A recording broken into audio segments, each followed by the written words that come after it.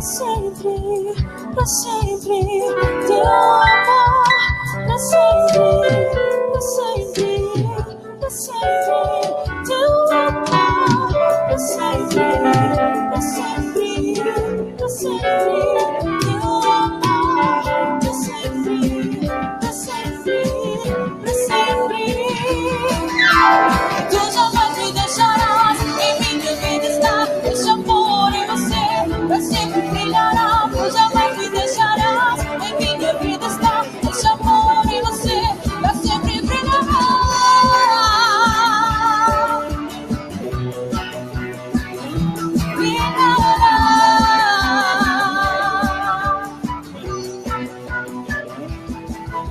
Tu vives em mim, meu coração pra sempre. Tu vives em mim, meu coração pra sempre.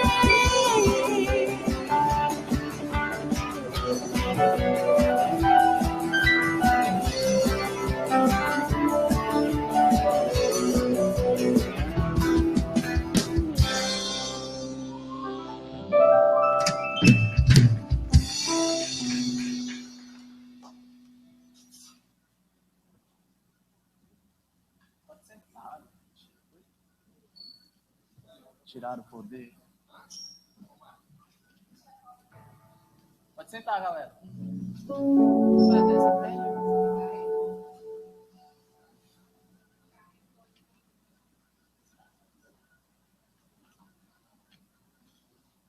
Oi. O verde também.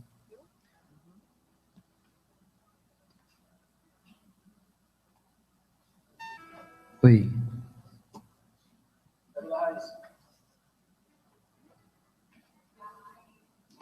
O da Raiz. Cadê o da Raiz? Raiz se esconde, velho. Boa noite, pessoal. Tudo certo aí com vocês? Certinho? Rapaz, hoje conseguiram colocar a galera mais pra perto, rapaz. Foi uma mágica aí, viu? Rapaz, foi. A Milena fez um negócio aí, sabe? Mas que realmente quem sentar mais para trás vai furar, né, a sua região mais delicada. E conseguiu outro microfone? Oi. Oi. Oi. Esse outro aqui é de quem? É da Fernanda Brum, gente. Esse aqui. Uhul! Só pode usar então quem tem franja. A Milena, né? Que a Fernanda Brum lançou a moda gospel, né, capilar, né? Galera, boa noite a todos vocês. É muito bom a gente começar mais um AMP. E a gente tem uma proposta nova para esse AMP de hoje, né? Que eu vou estar explicando mais ou menos na prática. Eu vou chamar já o Ícaro aqui. Gente, aplausos para o Ícaro. Vocês não conhecem esse rapaz? O Ícaro foi convidado, pega o da Fernanda Brum, foi convidado, aceitou aí esse desafio. Coloca aí o slide, por favor, Lari. A gente vai falar sobre salvação hoje. Cadê? Vai, cruz. Vai. Coloca aí. Aê, salvação, eu acredito. Deixa eu explicar uma coisa para vocês. Quem aqui acompanha nas redes sociais, Instagram ou WhatsApp, quem de algum modo acompanha as informações do que vai rolar do AMP? Levanta a mão. Levanta bem alto. Pessoal, ó, dá uma olhada aí, Guilherme, Milena, ó. Ainda tá faltando, a gente precisa divulgar mais esse negócio. Por isso, gente, que todo sábado a gente avisa das redes sociais. Sabe, tem gente que diz, mas eu já sei, eu já sigo, mas não é todo mundo ainda, né? Então a gente vem divulgando durante a semana aí que ia rolar esse papo aqui sobre salvação. Na verdade, desde o nosso acampamento, que começou o tema anual dos jovens daqui da igreja, do AMP, que é Eu Acredito na Igreja, né, com aquele não riscado, mas Eu Acredito na Igreja, que todas as mensagens, todas as séries, elas terão esse tema como base. E dentro dessa proposta, pelo menos uma vez por mês, a gente vai ter uma programação que vai rolar mais um debate, vai rolar mais conversa, vai rolar mais interação de vocês para com a gente. E serão sempre temas um tanto polêmicos, mas temas também que a gente, no meio evangélico, no meio cristão, a gente precisa conversar, precisa debater, porque crente também pensa, né? Crente também raciocina, crente também quer saber se é verdade as coisas que estão dizendo ali. E aí é a oportunidade que a gente vai ter de fazer isso, porque normalmente nos sábados à noite, noite, você não participa, você levanta a mão, para tudo, essa música está dizendo isso aí, mas eu não entendi. Não tem, né? A gente canta, bate palma, mas se você ficar aí, a gente fica do lado de cá. Então hoje você vai poder interagir mais com a gente pelo WhatsApp, vai ter papel também, o pessoal das antigas, né? Derrubando árvores aí, usando celulose, vai poder participar também, ou o WhatsApp do debate.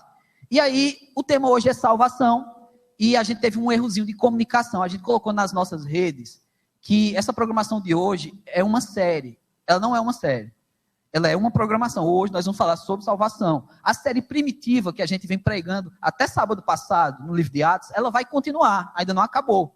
Então, certo, no outro sábado, após a Semana Santa, nós não teremos programação na Semana Santa, mas a gente vai bombardear vocês com essa informação durante a semana.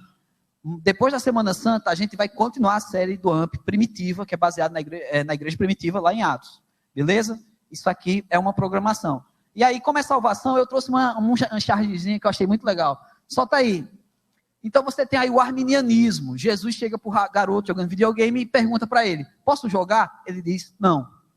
Aí o calvinismo. O garoto pergunta para Jesus, posso jogar? Jesus, não. Certo? Então isso aí é uma piadazinha interna, teológica, né? Mas é um pouquinho para provocar o que a gente vai conversar agora. O Ícaro já está ali, sabe, irritado. Como é que coloca uma imagem dessa, tal, não sei o quê. E quem publicou essa imagem aí foi um presbiteriano, né? O filho do Jaziel Botelho, o Marcos Botelho, professor, né, da faculdade latino-americana, né, de hermenêutica e tal. Vamos lá. Ícaro, se apresenta aí e diz qual é a sua base aí sobre salvação. O que é que você vai defender aí? O que foi que você trouxe para a gente? Ele estudou centenas de horas para chegar aqui. Então, quem é o Ícaro? De onde vem o Ícaro? O que é que faz da vida? Boa noite, pessoal. Graça e paz a todos. Meu nome é Ícaro, como ele já disse. Eu sou da Assembleia de Deus, porém não estou representando a minha igreja, certo? Porque, até por causa das doutrinas, eu tenho essa divergência com a minha igreja, mas isso não é problema de polêmica, graças a Deus. Pelo menos passou, né? Isso. E eu espero ser útil aqui para os irmãos, em algum ensinamento, alguma dúvida, alguma coisa do tipo. Eu não sei se o tempo vai dar para falar tudo que eu deveria falar. Eu espero tirar a dúvida de todos, né, de acordo com a necessidade. E é isso, meus irmãos. Espero ser útil para vocês essa noite. Muito bem. Então o esquema vai ser o seguinte. Nesse primeiro bloco, a gente vai fazer uma abordagem ao tema. Ele vai expor o conteúdo que ele trouxe e eu vou expor o conteúdo que eu também pesquisei, certo? Por enquanto, vocês vão ficar só olhando. Durante a canção Entre Blocos, no final desse bloco vai ter uma música, e aí a gente vai colocar também o meu WhatsApp, que vai ficar aqui, e vocês vão poder pegar com a galerinha de azul o papelzinho. Se você não quer passar para o WhatsApp, você pode pegar um papelzinho, uma caneta, um lápis, e escrever sua pergunta, durante o louvor, depois que a gente expor o tema aqui. Aí você vai perguntar dentro do que a gente falou. E aí depois do louvor... Depois do louvor, com as perguntas em mãos, nós vamos ter esse segundo momento que vai ser mais interativo. Eu vou participar com ele, a gente vai dialogar aqui também, e vai dialogar com vocês, ok? E um terceiro momento no final, a gente vai fazer só as considerações finais, mas já é bem para o final, beleza? Então nós vamos ter 3 blocos, esse é o primeiro, sempre intercalado com música. Então vai lá, Ícaro, solta aí. Inicialmente foi o que você trouxe, daqui a pouco ele corta. Ok, pessoal, boa noite a todos de novo, né? Agradeço a oportunidade de estar aqui com vocês. Então vou falar um pouco sobre a salvação pela visão reformada, certo? Não sei se os irmãos compreendem que é uma teologia antiga de mais ou menos 400 e poucos anos aí, que desde o começo da Reforma Protestante ela vem sendo ensinada, né, desde então, mas ela necessariamente ela não vem da época da Reforma Protestante, certo? Com Lutero, Calvino, é um debate bem antigo que vem no século III ali, depois de Cristo, com um rapaz chamado Pelágio, um teólogo católico. Ele chegou dizendo para as pessoas da igreja católica da época que o homem não era afetado pelo pecado de Adão, certo? E ele era completamente livre para fazer o que quiser, e ele não tinha influência nenhuma de natureza pecaminosa nenhuma, certo? E ele também falava que o homem aprendia a pecar não por um impulso natural, certo? Intrínseco a ele, mas porque ele simplesmente via as outras pessoas olharem a pecar, e ele olhava e aprendia a pecar. Agostinho, um homem bem capacitado para a época, veio rebater esse argumento dele, dizendo, com base em Romanos no capítulo 5, que nós herdamos sim o pecado de Adão, certo? e que nós temos influências, sim, do pecado de Adão e que nós necessitamos do Espírito Santo para nos achegarmos a Deus. No caso, Pelágio, ele dizia que não precisamos do Espírito Santo. Eu posso chegar a Deus a hora que eu quiser, independente da circunstância ou do que eu pratico, ou do que eu quero fazer, o que eu penso, etc. Posterior a isso, em outro momento, o debate continuou, o Pelágio foi considerado como herege, né? A doutrina pelagiana, vocês ouvirem por aí, tem até um biscoito Pelágio, eu acho. Acho que não tem nada a ver. E quando você vai tomar banho, você fica Pelágio. Essa foi pior que a minha, viu? Não há nada que não possa piorar, né? A gente faz o que pode. Então, continuando, lá para o século XVI, houve de novo um grande debate com a mesma doutrina. Só que eles chamavam de semi-pelagianismo, certo? No caso, foi Erasmo de Roterdã, era um alemão, certo? Ele debateu com Lutero essas questões, de novo, de como funcionava essa questão de se achegar a Deus, né? A questão do pecado natural ou não, etc. Ele deu uma enrolada ali, não deu para justificar muito bem. Ele dizia, né, que o homem tinha influência do pecado, sim. Porém, ele era completamente livre para fazer o que bem entender, e ele não precisava da ação do Espírito Santo para se achegar a Deus, o que é bem complicado, né, de se afirmar. Lutero, também bem capacitado por Deus, fez um livro, tem publicado em português para quem quer ler, na editora Fiel, que é o Nascido Escravo, um livretozinho que você lê em 2 deitadas, assim. Vale a pena ler, você compreender um pouco dessa questão da natureza humana pecaminosa, certo? E o debate continuou depois de Calvino. Calvino doutrinou a igreja protestante, ele escrevia as cartas para os príncipes e etc. E ele colocou isso no seu argumento, né? Essa questão de que o homem necessita de Deus para se chegar ao mesmo. Para se chegar ao soberano, ele necessita da própria ação do Espírito Santo. Por ele mesmo, ele não conseguiria por causa da sua natureza. Que o homem tende ao mal naturalmente, certo? Então, acontece que 100 anos mais ou menos depois disso, dessa doutrinação da reforma protestante, veio um calvinista, inclusive, que era Arminius. Para quem não sabe, Armínio era calvinista. Ele deixou alguns escritos, e esses escritos foi pegue pelos alunos de teologia dele, que era professor, e foi mandado para a igreja de Dordt, que é no interior da Holanda, essa igreja. Então, houve um debate durante um ano inteiro, mais ou menos 150 dos maiores teólogos da Europa da época, certo? Se juntaram para debater. Existe... até onde vai a liberdade humana, né? Os remonstrantes, que são esses alunos que remonstraram, né, essas questões, eles defendiam a ideia que existe livre-arbítrio, que o homem não é completamente depravado, assim, né? Completamente afetado pelo pecado, e que eu não vou falar os pontos arminianistas, eu perdi muito tempo com isso, mas enfim. Então, no fim desse debate de um ano, certo? Eles tiveram um documento que registrou a conclusão disso tudo. Vocês podem achar na internet. O nome é os Cânones de Dort, que é o Dort, é o nome da cidade, D-O-R-T. Então, a conclusão é a seguinte: foram os 5 pontos do calvinismo. Assim, eu sei que esse nome gera um pouco de polêmica, calvinismo, né? Mas vamos entender pelo menos como doutrinas da graça ou algo do tipo. Vamos deixar os preconceitos dos termos de lado para a gente ver se faz sentido, certo? E eu vou expor mais ou menos esses 5 argumentos que eles trouxeram, tá bom, meus irmãos? Então, feito isso, eles argumentaram em 5 pontos, que o primeiro ponto seria a depravação total do homem, acerca do pecado, que funcionava mais ou menos assim. O homem, ele foi afetado em todas as suas faculdades pelo pecado natural, pelo pecado herdado de Adão, e ele não consegue por ele mesmo ser completamente livre. Por exemplo, ele não consegue arbítrio. No caso, você pode imaginar algo que seja, digamos que pensa para um lado só. Por causa do pecado humano, por causa do pecado de Adão, é como um carro que só vai para o lado esquerdo. Entende? Naturalmente o carro só vai para o lado esquerdo. Então a argumentação é mais ou menos essa, da depravação total. Nós fomos afetados e isso teve uma conclusão pesada, né? Que é a condenação de todos os homens e a necessidade de Cristo, nosso Salvador. Então, os versículos que eu quero citar aqui, meus irmãos, vão ser Gênesis capítulo... Eu vou lendo aqui, não vai dar tempo de abrir todos. Gênesis capítulo 6, versículo 5, que fala o seguinte: E viu o Senhor a maldade do coração do homem, que se multiplicara sobre toda a terra, e toda a imaginação dos seus pensamentos, de seu coração, era somente, continuamente para o mal. Romanos 3, 10 a 12 fala o seguinte: Como está escrito, não há um justo, nenhum sequer, não há quem entenda, não há quem busque a Deus. Todos se extraviaram e fizeram inúteis, não há quem faça o bem, não há um só. Salmo 51, versículo 3 e 5. porque eu conheço as minhas transgressões e o meu pecado está sempre diante de mim. Ou seja, existe uma tensão aí o tempo todo. A pessoa ele não consegue se livrar dessa questão pecaminosa, certo? E ele fala, eis que em mim iniquidade fui formado, e em pecado concebeu minha mãe. Salmo 53:1, disse o necio em seu coração, não há Deus. Tem se corrompido e cometido abomináveis iniquidades, não há quem faça o bem. E para finalizar essa parte, Efésios 2:1, que fala, ele nos deu vida quando estávamos nós mortos em nossos delitos e pecados. Ou seja, um morto não tem reação. O morto, ele não respira, muito menos ele tem capacidade de levantar a mão e aceitar um apelo de salvação, por exemplo. Mas, óbvio que isso é ilustrativo, né? Mas a argumentação que eu entendo particularmente de que Paulo trata aqui em Efésios é essa. Então, naturalmente, o homem odeia Deus, né? Quem não foi tocado pela graça do Senhor?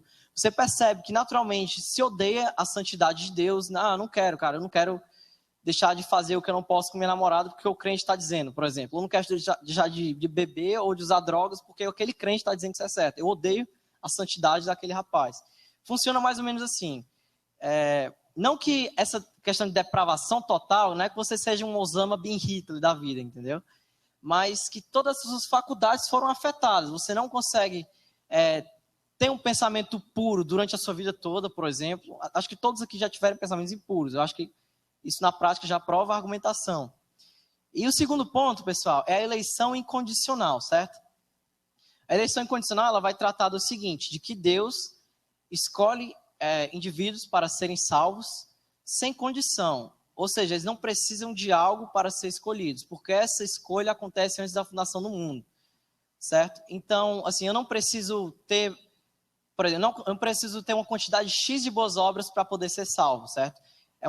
A salvação é um processo monergista, ou seja, de trabalho único. No caso, na minha argumentação, né? Existe também o outro lado, que é o sinergismo, que ele trabalha com a argumentação, com um processo mútuo, ou seja, tanto da minha parte quanto da parte de Deus. Ou seja, a salvação não depende só de Deus, mas também de mim. Então, tem esses termos aí, certo? E a eleição incondicional vai dizer que a salvação depende somente de Deus. O início da salvação depende de Deus. Aí eu vou ler alguns versículos, Efésios 1, 4 e 5. Como também ele nos elegeu antes da fundação do mundo para que fôssemos santos e irrepreensíveis diante dele em amor e nos predestinou para filhos de adoção por Jesus Cristo para si mesmo, segundo o beneplácito da sua vontade. A vontade dele, no caso. Efésios 1 e 11 fala o seguinte, nele digo, em que também fomos feitos herança, havendo sido predestinados conforme o propósito daquele que faz todas as coisas, segundo o conselho da sua vontade, novamente vontade aparecendo, vontade dele. Romanos 9 e 11, ele vai falar dos gêmeos, Jacó e Esaú, porque não tendo eles nascido, nem tendo feito bem ou mal, para que se cumprisse o propósito segundo a eleição, que ficasse firme, não por causa das obras, mas daquele que chama. Gálatas 1,15, vai falar da vida de Paulo.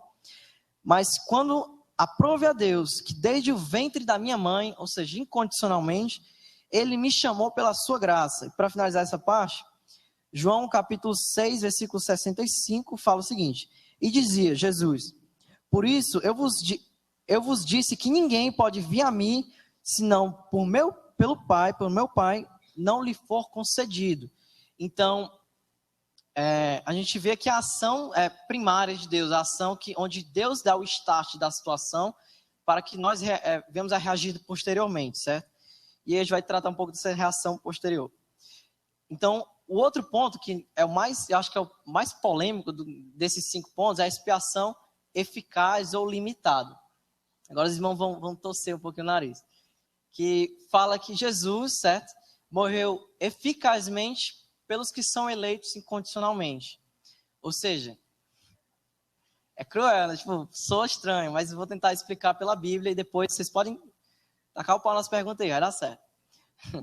Ele fala o seguinte, é que Jesus, ele morreu não por todos, mas pelos eleitos, e a argumentação bíblica vai ser a seguinte, Mateus 26, 28, porque isto é o meu sangue do Novo Testamento, que é derramado por muitos para a remissão dos pecados. Hebreus 9, 28. Assim também Cristo oferecendo-se uma vez para tirar o pecado de muitos. aparecerá a segunda vez, próximo versículo, Mateus 20, 28, bem como o filho do homem não veio para ser servido, mas para servir e para dar a sua vida em resgate de muitos. Efésios 5, 25, parece que não tem contexto aqui, mas a gente chega lá. Vós, maridos, amai as suas mulheres, como também Cristo amou a igreja, e a si mesmo entregou por ela. Cristo se entregou pela igreja, e não para as outras mulheres alheias, no caso. Então, a questão é assim, ó.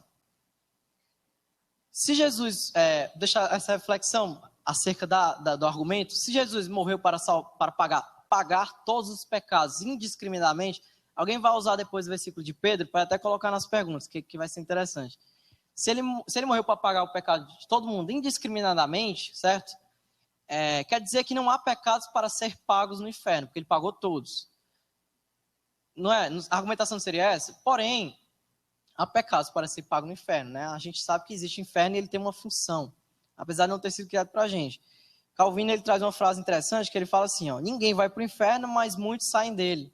No sentido de que, olha, todo mundo já está numa situação de completa perdição, mas aprove Deus, pela sua benignidade, como a gente leu, pela sua boa vontade, salvar alguns para salvação.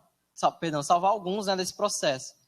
Aí depois vai surgir a pergunta, por acaso Deus é injusto, né? Pode mandar depois, vai dar certo. E depois vai vir o quarto ponto, que seria a graça eficaz, certo? É também mais conhecido como graça irresistível, mas eu acho que eficaz é mais assertivo, porque é no sentido de que ela é eficaz, porque Deus derrama de sua graça em alguém, e essa pessoa, ela vai ser salva.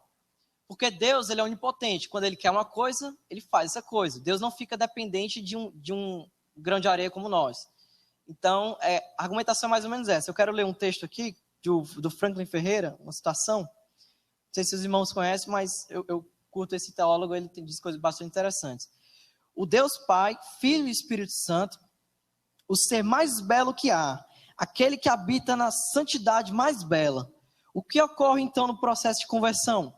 Deus derrama do seu Espírito sobre os eleitos, mas eles, os eleitos, não são arrastados para o céu pelas orelhas, né? Ou seja, eles são convencidos, né? Não robotizados. Até porque o Espírito Santo vem para nos convencer da justiça e do pecado, né? Nos convencer do juízo. Convencer não é robotizar, mas não entra agora na argumentação. Enfim, como ocorre são mais os eleitos, não são arrastados para o céu pelas orelhas. O Espírito Santo ilumina a sua mente, troca o seu coração, as correntes que os carregavam, como mundo, carne e diabo, são quebradas, rompidas. As escamas dos seus olhos de pecado são removidas dos seus olhos. E esse pecador tem tamanha apreciação de que Deus é o ser mais belo que há, com essa renovação que lhe é dada. E com essa renovação da sua vontade, pela conversão e regeneração, ele abraça esse ser mais belo que há. Ele não consegue mais resistir à eterna beleza do amor de Deus, que é incondicional e é desde a fundação do mundo, antes da fundação do mundo. E é por uma questão de ser invadido, é por uma questão de ser de uma luz summitamente linda e bela e maravilhosa, que é completamente irresistível ao ser humano. Então, eu vou citar alguns textos. Como é que está meu... Amém. Isaías 43, 13. Ainda que houvesse o dia, eu sou, e ninguém há que possa fazer escapar das minhas mãos. Agindo eu, quem impedirá? Ou seja, se Deus quer salvar, quem vai impedir o Deus soberano de salvar? De converter aquele coração? Então, Atos 13, 48, os gentios ouvindo isso alegravam-se, glorificavam da palavra de Deus e creram todos quantos estavam ordenados para a vida eterna.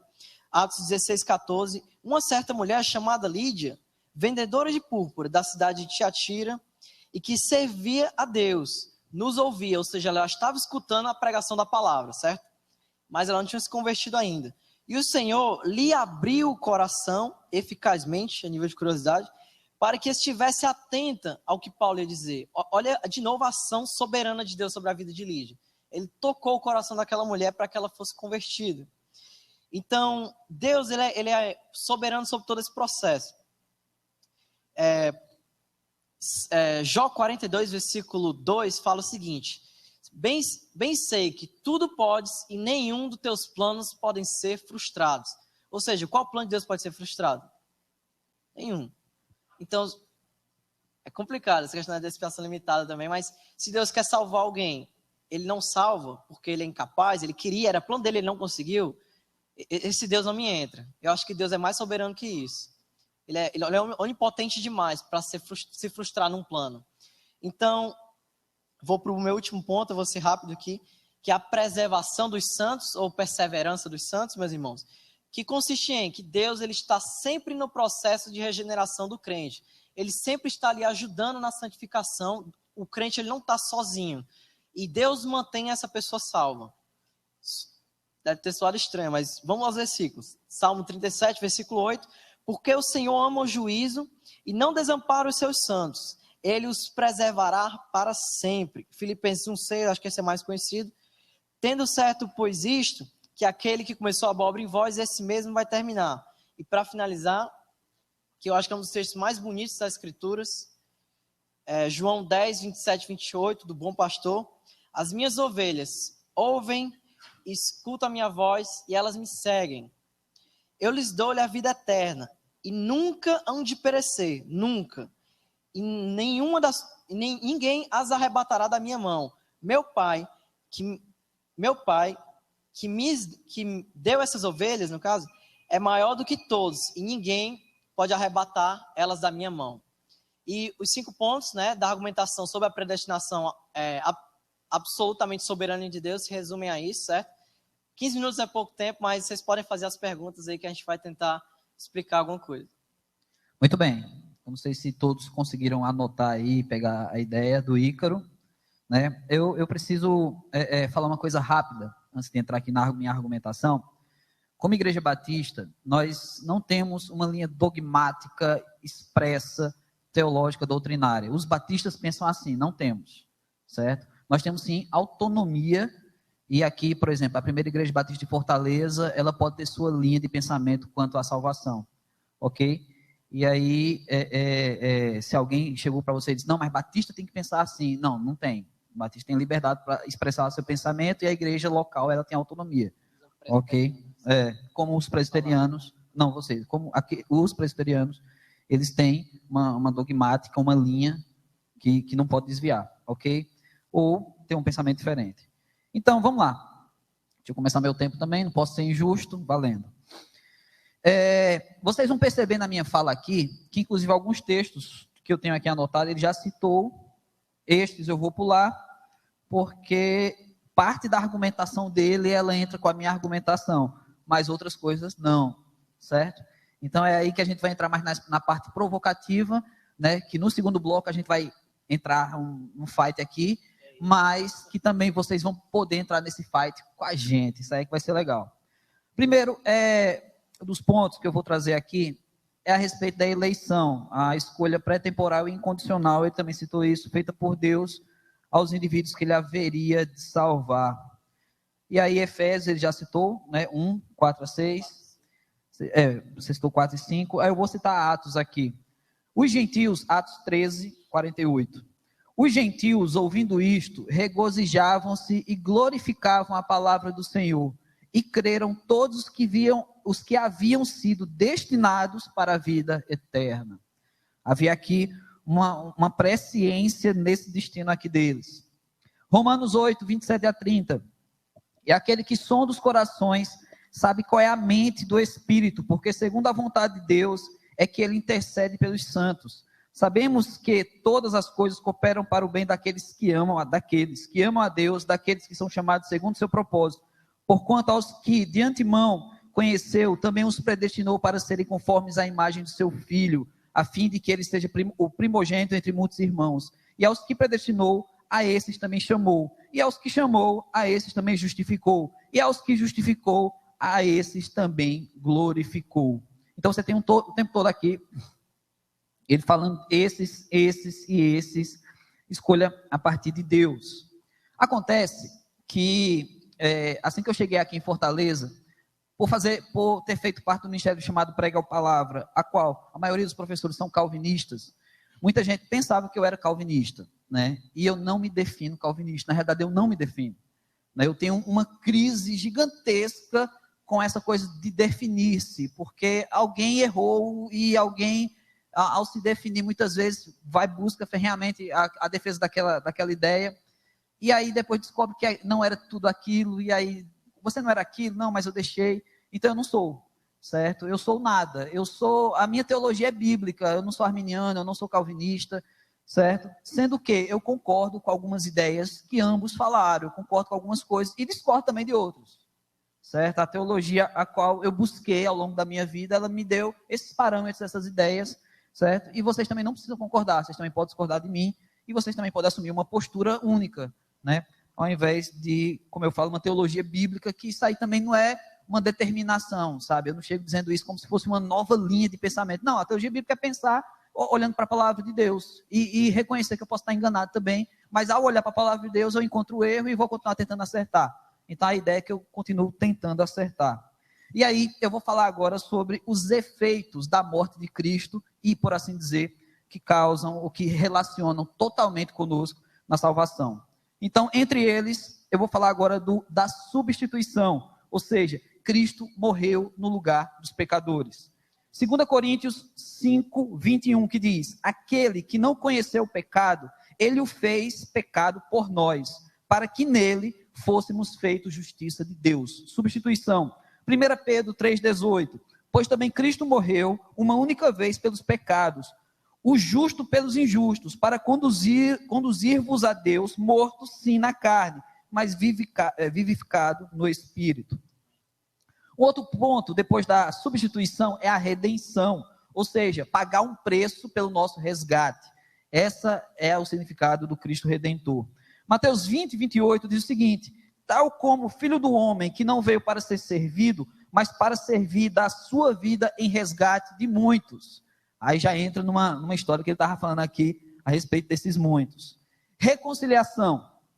O estado de reconciliação é o estado de alienação que o homem encontra-se em relação a Deus. Ele é alterado de modo que ele possa ser salvo, o homem possa ser salvo. Então é o trabalho de reconciliação de Deus em Jesus Cristo. 2 Coríntios 5, 19 e 20, a saber, que Deus estava em Cristo, reconciliando consigo o mundo, não imputando aos homens as suas transgressões. Ele nos confiou a palavra da reconciliação, de sorte que somos embaixadores em nome de Cristo, como se Deus exortasse por nosso intermédio. Em nome de Cristo, pois, rogamos que vos reconcilieis com Deus, é o recado de Paulo à igreja ali em Coríntios. E propiciação, a morte de Cristo deixa Deus satisfeito. Essa expressão é um pouco estranha, mas com o texto vocês vão entender melhor. 1 João 2, 1 e 2. Filhinhos meus, estas coisas vos escrevo para que não pequeis. Se todavia alguém pecar, temos advogado junto ao Pai, Jesus Cristo, o justo. Ele é a propiciação pelos nossos pecados, e não somente pelos nossos pecados, mas ainda pelos do mundo inteiro. Eita. A gente conversa. Ok. E aí é onde eu vou entrar agora, nesse finalzinho desse versículo, falando a respeito da propiciação, quando ele citou aqui o mundo inteiro. A extensão da morte de Cristo, ela é limitada ou ilimitada? A extensão da morte de Cristo é limitada ou ilimitada? A redenção, que nós acabamos de citar algum texto sobre ela estende-se a toda a humanidade. João 3,16, porque Deus amou o mundo de tal maneira que deu seu único filho para que todo aquele que nele crê não pereça, mas tenha vida eterna. O texto começa falando do mundo. Deus amou o mundo de tal maneira. Todo mundo foi reconciliado para com Deus, conforme 2 Coríntios 5,19, que nós acabamos de ler. A saber, ler de novo, que Deus estava em Cristo reconciliado consigo o mundo, não imputando aos homens, envolve muita gente, as suas transgressões. E a propiciação, que acabamos de falar, visava o pecado de todo mundo. A morte de Cristo, nesse caso, segundo a minha argumentação, ela foi ilimitada em seu valor, foi por todos os homens, é eficaz, todavia, só é aplicada em favor daqueles que creem, que de antemão já foram escolhidos por Deus. Aí entra num choque aqui teológico interessante. Outra coisa interessante de pensar sobre a obra de salvação de Jesus Cristo em nós, é também pensar na terceira pessoa da Trindade, que é a obra do Espírito Santo no meio disso tudo. Por exemplo, o Espírito Santo é quem convence. João 16, 7 a 11. Mas eu vos digo a verdade, convém-vos que eu vá, porque se eu não for, o Consolador não virá para vós outros. Se porém eu for, eu vou lhe enviarei. Quando ele vier, convencerá o mundo do pecado, da justiça e do juízo. Do pecado, porque não crê em mim. Não crê aqui, gente, é o mundo não crê. Justiça, porque eu vou para o Pai, e não me vereis mais. E do juízo, porque o príncipe desse mundo já está julgado. Então o Espírito Santo é quem convence. Se você um dia acreditou que foi você que aceitou Jesus Cristo como Senhor e Salvador da sua vida, não foi o Espírito Santo que trabalhou na sua vida para você aceitar. Isso foi uma ação já dele na sua vida. Então se alguém falou que o Espírito Santo é uma segunda bênção, vai vir depois, então tem alguma coisa errada. Então quem foi que te convenceu? Quem foi que chegou para você e levou você a aceitar a Cristo? Bom, aí você vai conversar com essa galera. Regenera, o Espírito Santo regenera. Tito 3,5. Não por obras de justiça praticadas por nós, mas segundo sua misericórdia. Ele nos salvou mediante o lavar regenerador e renovador do Espírito Santo. Então você tem um processo de Deus através do Espírito Santo para atingir o propósito de Deus na salvação. Meu Deus, deixa eu ver quanto tempo me falta. Eu estou bem. E aí, segurança da salvação. Eis aqui, eu acredito que do nosso debate aqui, ou das nossas palavras por enquanto, são dois dos assuntos mais polêmicos. Um deles é a respeito dessa coisa da morte de Cristo ser limitada ou ilimitada, realmente ter sido por todos ou por um número X, ou a segunda coisa é a respeito da segurança da salvação. Um crente pode perder ou não a salvação. Eu acredito que, pelo que eu vi, já conversei com ele aqui, ele tem um pensamento parecido com o meu, mas hoje nós encontramos muitos crentes da teologia brasileira que acreditam que é possível perder a salvação, ok? Então, eu vou trazer aqui alguns textos explicando aquilo que eu acredito, que eu defendo, que o crente não perde a salvação. Em primeiro lugar, Deus ama o crente até o fim. João 13:1. Ora, antes da festa da Páscoa, sabendo Jesus que era chegada a sua hora de passar desse mundo para o Pai, tendo amado os seus que estavam no mundo, amou-os até o fim. O próprio Cristo é quem preserva aqueles que são salvos. Então, quando alguém vem conversar, e essas perguntas podem até surgir no outro bloco do debate.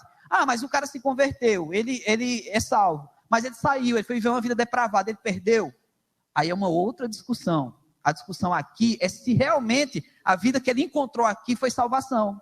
Ele pode ter aderido à igreja e depois ter continuado com a vida dele lá fora. Porque o texto que eu vou ler agora diz que Deus preserva aqueles que são salvos. João 10, 28 e 29. Eu lhes dou a vida eterna, jamais perecerão, e ninguém as arrebatará da minha mão. Aquilo que meu Pai me deu é maior que tudo, e da mão do Pai ninguém pode arrebatar. Jesus Cristo, o próprio Deus, ele tensiona em nos apresentar irrepreensíveis. Textozinho aqui pouco lido, Judas 1:24. 24. Ora, aquele que é poderoso para vos guardar de tropeços e para vos apresentar com exultação, imaculados diante da sua glória. Ele está guardando, ele tensiona a que sejamos irrepreensíveis. A gente erra, mas ele está fazendo de tudo para dar certo àqueles que são dele. Né? Essa expressão que eu usei agora também é um pouco polêmica. Jesus intercede o tempo todo. Hebreus 7:25. Por isso também pode salvar totalmente os que por eles se chegam a Deus, vivendo sempre para interceder por eles. Então como é que o cara perde? Se o texto está dizendo aqui que Jesus está intercedendo o tempo todo. Então Jesus falhou nesse processo? Se o cara perdeu a salvação? 1 João 2:1. Filhinhos meus, estas coisas vos escrevo para que não pequeis. Se todavia alguém pecar, já li esse texto, temos advogado junto ao Pai, Jesus Cristo.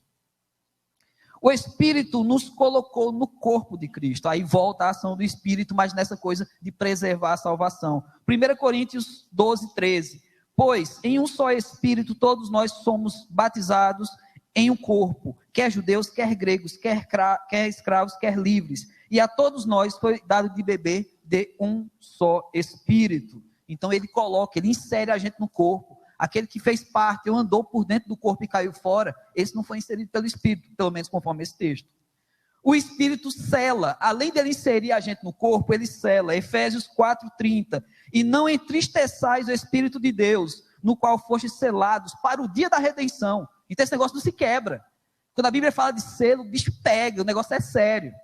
Não se quebra. E nada pode nos separar, que é um dos textos que eu sou mais apaixonado na palavra de Deus. Como ele encerrou com o texto que ele gosta, assim também o farei. Romanos 8:38 e 39. Porque eu estou bem certo que nem a morte, nem a vida, nem anjos, nem os principados, nem as coisas do presente, nem do porvir, nem os poderes, nem a altura, nem a profundidade, nem qualquer outra criatura poderá separar-nos do amor de Deus que está em Cristo Jesus, nosso Senhor.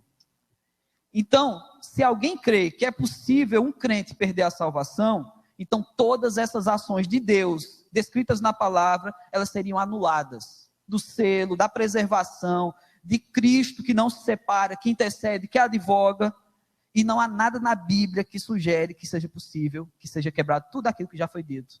Então, eu creio dessa maneira.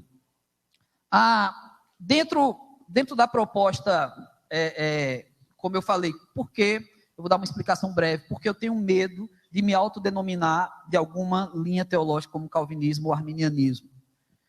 Nos últimos anos, a gente tem visto uma onda nova, que são os neo-reformados, eu costumo chamar assim. E certa vez, recentemente, o Augusto Nicodemos, ele deu uma cacetada nessa galera, lá em Goiânia, que ele falou que existe um ramo novo, um grupo novo de reformados, que eles estão insensivelmente espalhando muita coisa pela internet, YouTube, tal, espalhando, sem precedentes, eles não sabem qual é o resultado que isso pode dar. Sendo que a crítica de Augusto Nicodemos é que muita gente que faz isso, eles têm uma leitura fria da palavra de Deus, porque eles não têm vida pastoral, eles não cuidam de gente, eles só cuidam de textos. E aí, a ideia do Augusto Nicodemos, uma coisa que a gente conversou lá em cima, que eu aprendi também com o Russell Shedd, é que a minha teologia, ela deve ser traduzida numa teopraxia. Eu tenho que estudar teologicamente, mas eu tenho que trazer uma aplicação teoprática, ou seja, Deus na nossa vida, Deus no nosso dia a dia. De que maneira isso aqui vai fazer algum sentido para você daqui para frente? Então não adianta de nada a gente falar de salvação, defender ideias ou ideais, mas depois você sai daqui, sim, mas isso não serviu para nada para mim. Então a nossa proposta hoje, inclusive, também é essa, certo? A gente tem aqui também uma aplicação final que a gente pretende fazer. Mas por enquanto, vocês estão vendo que algumas coisas a gente concorda, outras a gente diverge, mas eu espero que você tenha anotado aí, o pessoal da banda já vai chegando aqui, algumas perguntas para você fazer. Os textos que a gente foi falando, a gente tem que falar texto muito rápido, porque o nosso tempo é muito curto aqui, né? Eu tenho 30 segundos para falar agora, então vai chegar os papéis aí, e também o pessoal vai jogar ali meu WhatsApp, lá em cima. Acabou meu tempo. Muito bem, dentro do tempo, cadê o número do WhatsApp? Você também vai poder perguntar pelo WhatsApp, que vai aparecer a qualquer momento na tela. Então tá lá, 9920-12042, diz que Léo, é o número do meu WhatsApp. Você não vai falar besteira, vai fazer perguntas objetivas a respeito desse assunto, e a resposta é não, certo? Se alguém estiver pensando que vai poder se levantar, fazer pergunta ou pegar microfone, eu já dei a resposta, é não, certo? Ou será feito através de papel, esse papel pode lhe ser útil também no banheiro mais tarde, ou então através do WhatsApp, que não será útil no banheiro mais tarde, mas é uma forma também da gente. E outra coisa, nós não vamos responder todas as perguntas, viu, gente? Uma coisa eu já sei, porque de repente vai chegar muitas perguntas iguais, pensamentos parecidos, e outras muitas vezes que fogem da proposta nossa aqui, ou do assunto. Isso também acontece nesses ambientes. Então, a gente vai louvando a Deus, escrevendo aí, vamos com tudo agora.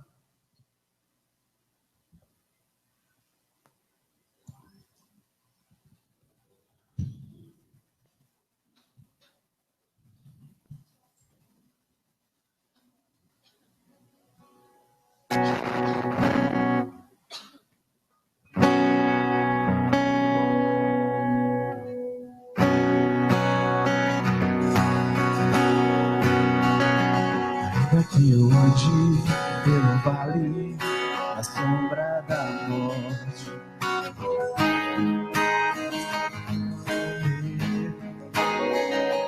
ainda que eu me encontre pelo meio das tempestades da vida, não voltarei, pois perto estás.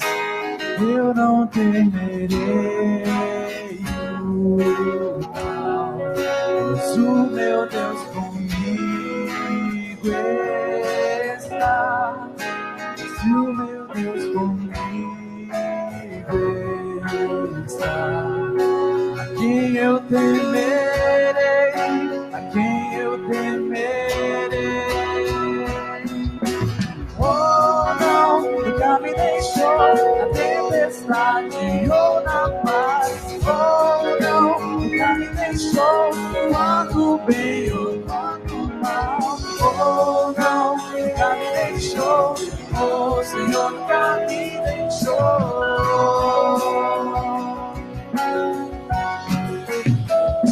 Eu posso ver a luz que está vindo ao coração que espera. Comparável, gloriosa luz. E haverá o fim aos problemas, mas até este dia. E sabendo que estás aqui, eu não temerei, eu não temerei o mal, pois o meu Deus comigo está. Se o meu Deus comigo está, a quem eu temerei, a quem eu temerei. Oh, não, nunca me deixou na tempestade ou na paz.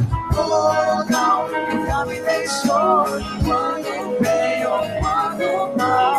Oh, não, nunca me deixou. O Senhor nunca me deixou.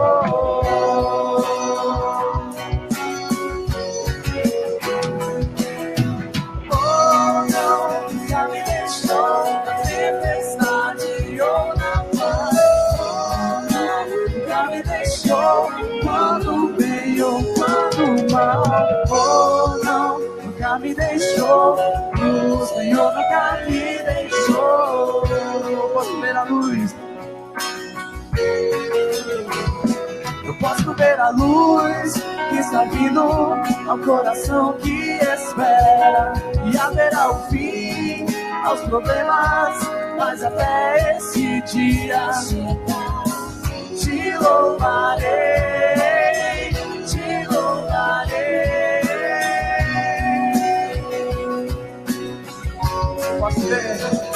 Eu posso ver a luz que está vindo ao coração que espera. E haverá um fim aos problemas, mas até esse dia chegar, te louvarei, te louvarei.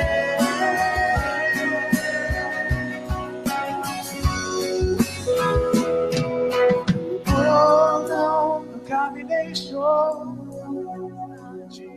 na paz. Oh, não, nunca me deixou quando bem ou quando mal. Oh, não, nunca me deixou. O Senhor nunca me deixou.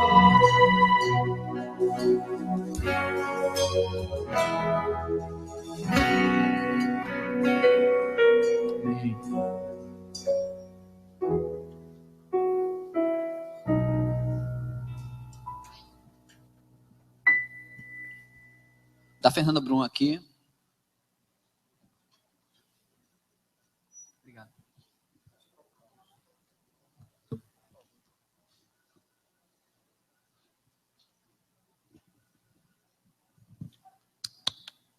Rapaz, o WhatsApp das antigas, que é o papelzinho, funcionou, velho.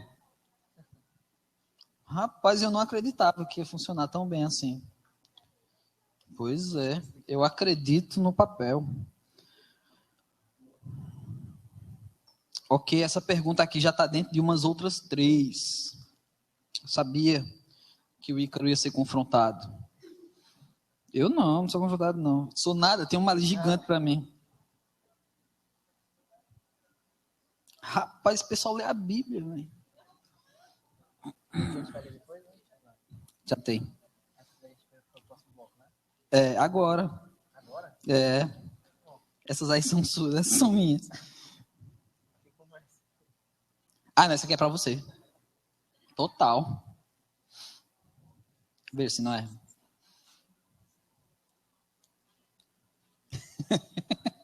Ok, pessoal. Vamos lá. Na amizade, certo?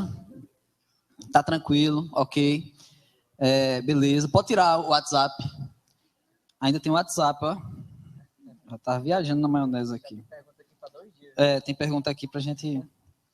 Vamos ver até quando a gente vai. Rapaz, o pessoal também usa o WhatsApp. E usa mesmo. Até ironia, rapaz. Ironia gospel, velho. Velho, respeita aí o ambiente. Mas vamos lá. Esse momento agora é um momento que a gente vai dialogar. Eu vou poder... Ele vai responder uma, eu respondo outra. Ele responde uma, eu respondo outra. A gente vai tentar ser bem sintético, viu, Ícaro? E só que tem um detalhe. Eu posso entrar na tua resposta. E você pode entrar na minha resposta. Beleza? Aqui é de boa. Aqui ninguém sabe. Né? Eu tô com um taser aqui escondido, mas é de boa. A gente é amigo. Certo? Obrigado. Mas chegou mais água aí. Chegou mais água. Apesar de ser calvinista, se você fosse presbiteriano, eu já ia te batizar aqui. Vamos lá. Assembleia, mergulha aí, mergulha. Ok. Vai lá, primeiro convidado, né? Vamos ser educados. Vai lá.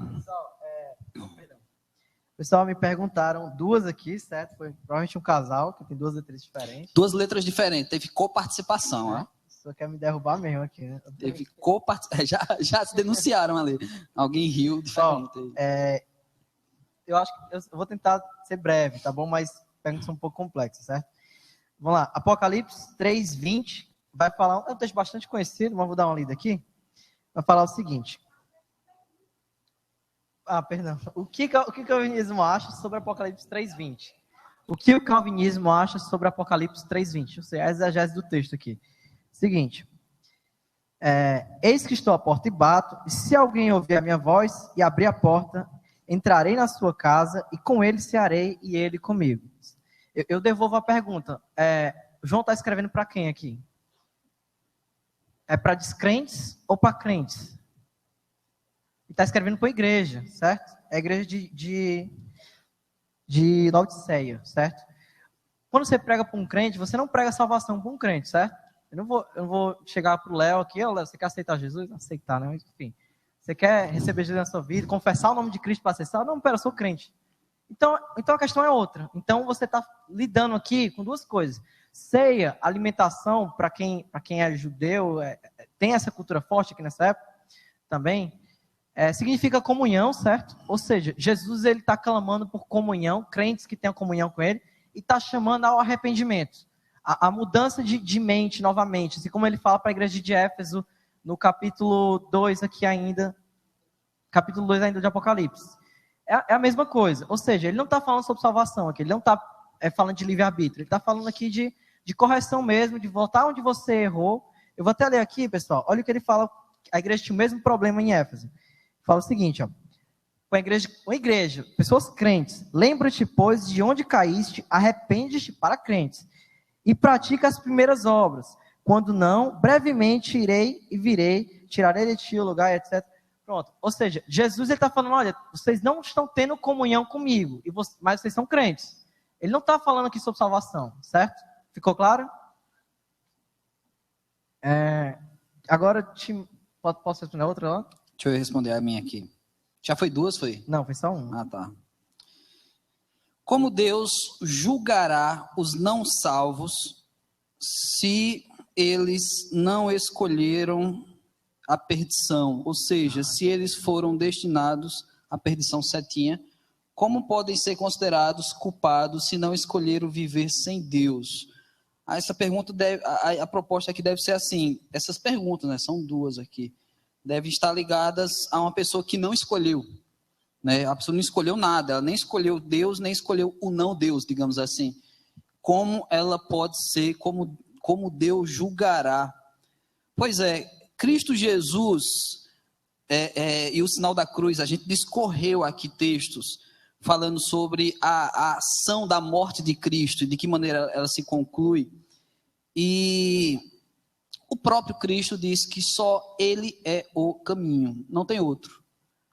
Então, é duro falar dessa maneira, mas se não tem caminho, não tem salvação. Ah, mas faltou opção. Se faltou opção, faltou caminho. Mas a palavra, ela nos afirma que não há quem não ouça, não há quem não chegue à oportunidade. Aí você vai me perguntar, uma tribo indígena na Mesopotâmia, não sei o quê, sabe? A gente, a gente vai entrar aqui, mas isso não altera a soberania de Deus. Deus sabe disso também, dessa sua crise, desse nosso pensamento. Não altera, só há um caminho. E aí, eu não entendi muito bem a proposta da pergunta aqui, nem foi citado nenhum texto para defender essa ideia ou essa pergunta, mas não há possibilidade biblicamente falando de não saber de nada, a pessoa é ingênua, é inocente a respeito disso tudo, ok? Mas a gente pode se aprofundar mais em outras perguntas nesse tema ainda. Viu? Essa é bom guardar, que a gente pode falar depois. A gente vai falar. Vai lá, Ícaro. Certo. Aqui pediram a explicação, né, de 1 Timóteo, capítulo 2, versículo 3 e 4, certo? Eu acho que entrava até o 5 e o 6 aqui, mas a pessoa foi bondosa. Um minutinho, pessoal.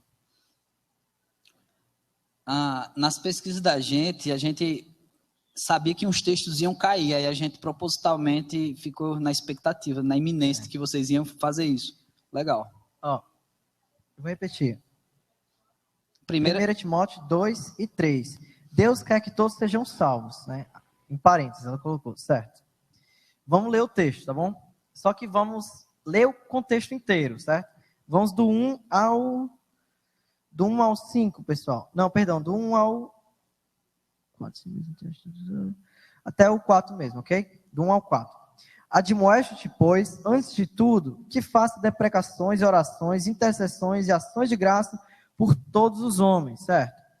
Pelos reis, vejam bem agora, pelos reis, pelos que estão revestidos de autoridade, que tenham uma vida quieta, sossegada, em toda piedade e honestidade. Porque isto é bom e agradável diante de Deus nosso Senhor, que quer que todos os homens se salvem e venham ao pleno conhecimento da verdade, certo? O bacana é que você tem que ler o texto inteiro aqui, certo? A igreja dessa época ela era bastante perseguida, certo? Vocês viram que ele citou dois tipos de pessoas, os reis e os revestidos de autoridade, certo? Isso é claro, no versículo aqui, versículo 2. Pega essa ideia, dois tipos de pessoa. Esses dois tipos de pessoa perseguiam os cristãos na época. Você pode ver isso em Atos, você pode ver isso em Apocalipse, que políticos, né, o Império Romano ia atrás dos cristãos para matar e perseguir e acabar com as igrejas, certo? E também os cristãos revestidos de autoridade. Por exemplo, Herodes, não no Império Romano, mas Herodes também. Ou seja, ele fala, ore pelos reis, pelos revestidos de autoridade. Ou seja, ore por todas as pessoas. Aí por quê? Porque isso é bom e agradável diante de Deus, que quer que todos sejam salvos, certo? Quem são esses todos aqui? Será que são todas as pessoas indiscriminadamente? Então, por que ele citou dois tipos de pessoas antes? Porque a tendência da igreja perseguida era fugir de quem perseguia. Ou seja, a probabilidade de Timóteo aqui, dele não estar orando para essas pessoas, para que Paulo fale para ele orar, era provavelmente o que estava acontecendo. Timóteo não estava pregando para essas pessoas que estão revestidas de autoridade pelos reis, e Paulo fala, olha, são todas as pessoas que têm que orar. Todos os tipos de pessoas. Africanos, asiáticos, índios, brasileiros, anglo-saxões, seja lá quem for.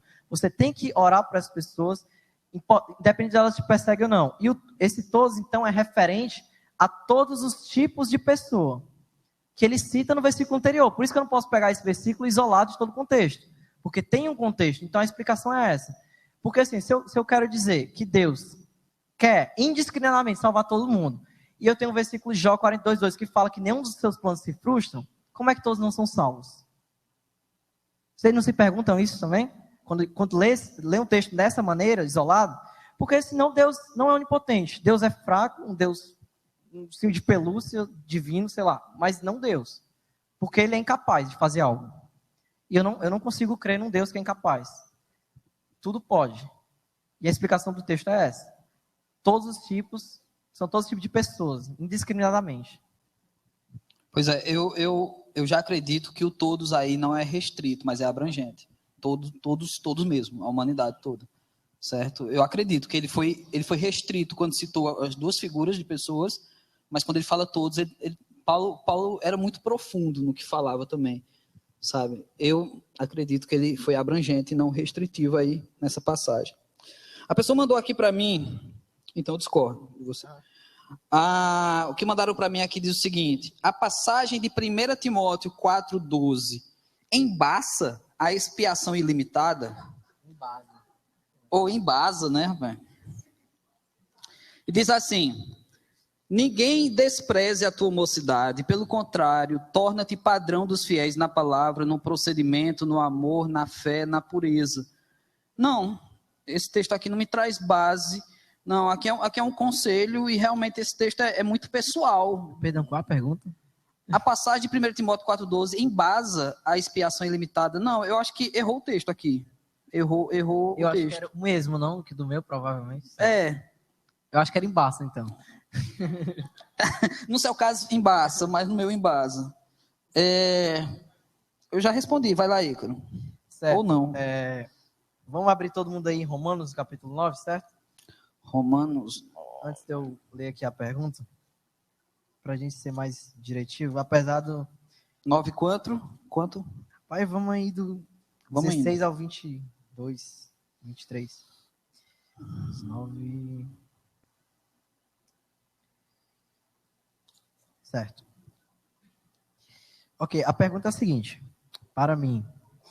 Se Deus é bom e criou o homem para adorar, que é fato, por que predestinar algumas pessoas para a salvação? O que eu dei a entender é que, no caso, ele não predestinaria todos, né? Quem fez a pergunta assim aí, só eu vou ver. Certo. Então... Consequentemente, a danação também, né? Mais ou menos. Porque predestinar alguns Porque assim, quando você predestina um para a salvação, o argumento lógico é que, os outros são predestinados à perdição, certo? O argumento lógico seria esse? Certo. Agora imagina, pessoal, vocês numa ladeira, certo? Uma ilustração que eu acho que me ajudou a entender. Vocês, sobre essa dupla predestinação que eu não acredito. Porque o que deu a entender particularmente é que a pessoa que acredita, se existe predestinação, quer dizer que existe uma predestinação para condenação e ele está sendo injusto, certo? Você ainda com a mão assim, se eu estou certo?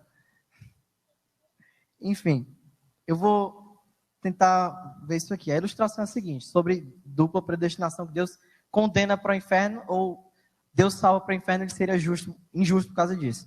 Você está numa ladeira, certo? Bem íngreme mesmo, em descida. Você tem uma bola. Você solta essa bola. Para onde a bola vai? Ela vai descer, certo? Ou você está lá em cima dessa ladeira, você chuta a bola desce. Qual foi a diferença do destino da bola? Nenhum. Eu, particularmente, não acredito em dupla predestinação, mas eu não teria dificuldade se Deus chegar no céu e me dizer, olha, cara, era assim. Mas é complicado, eu sei que é. Mas vamos aqui para o texto, Romanos 9, certo? Por que Deus predestina alguém para salvação, algumas pessoas para salvação, se eu fosse completar, eu colocaria, e outros não, né? Eu prefiro que você lê do 14. Ok. Não do 16, a partir do 14, tá. No caso.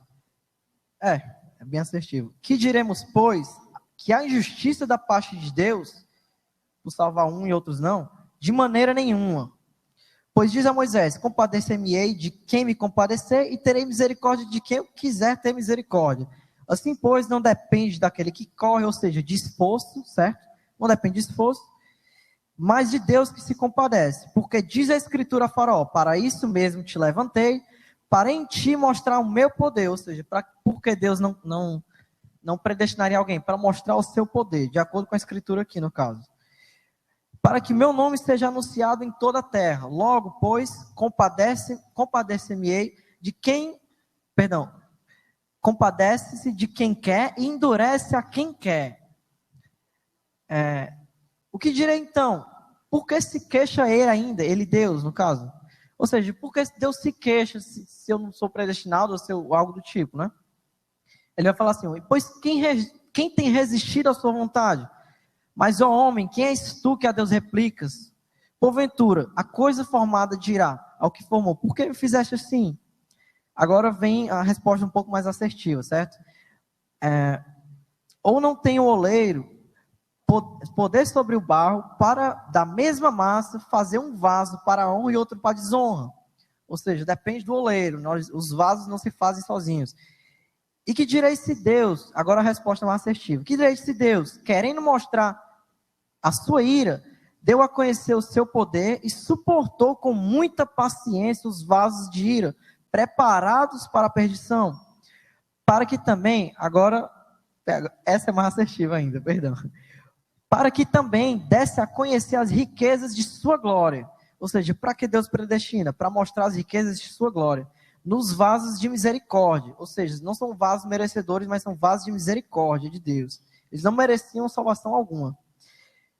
Que para a glória, desde antes já preparou.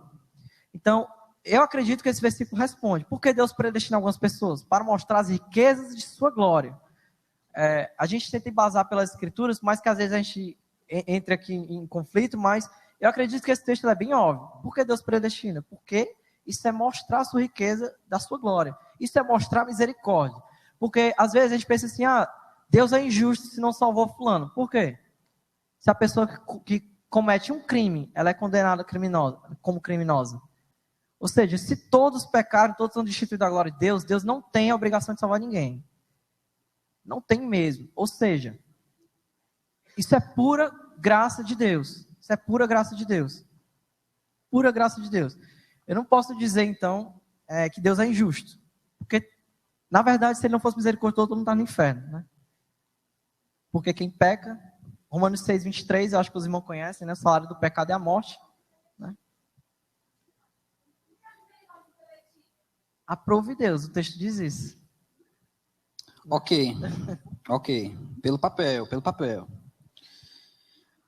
Aqui uma pergunta para mim. O que seria a eleição pela presciência em 1 Pedro 1, 1 e 2?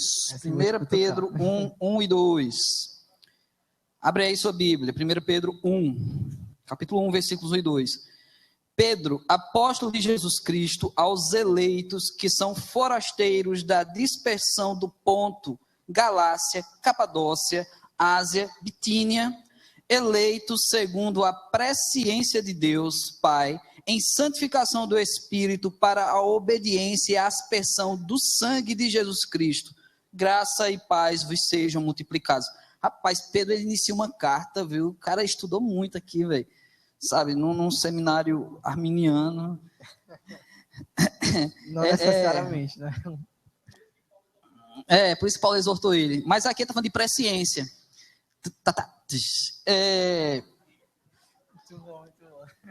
Aqui está falando de presciência. E foi uma expressão que eu citei no início, por isso que eu acho que essa pergunta eu posso trazê-la, porque a minha grande discussão com a questão da predestinação e na divergência que nós temos a respeito da expiação total, né, e a expiação limitada, é entender que a predestinação, quando tentamos encaixá-la no entendimento nosso, no entendimento humano, a gente sempre vai encontrar uns paralelos malucos aí.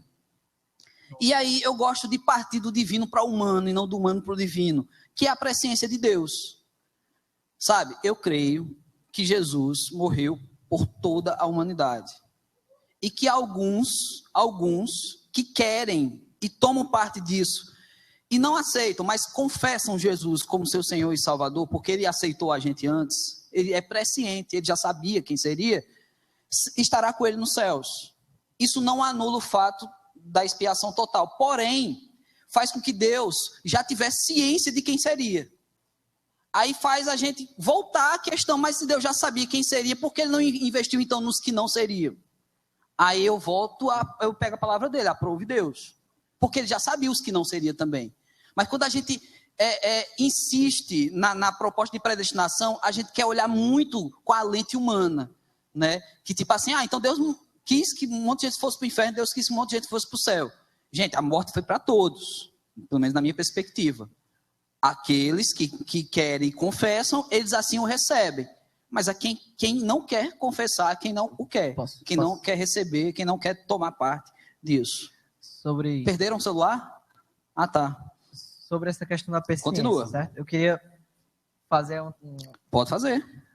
cutucado aqui, por exemplo, se Deus viu no futuro, né, quem seria salvo, certo? Deus, na eternidade, antes da fundação do mundo, antes da criação de qualquer homem, viu quem seria salvo e ele predestinou somente aqueles que creriam por livre e espontânea vontade, certo?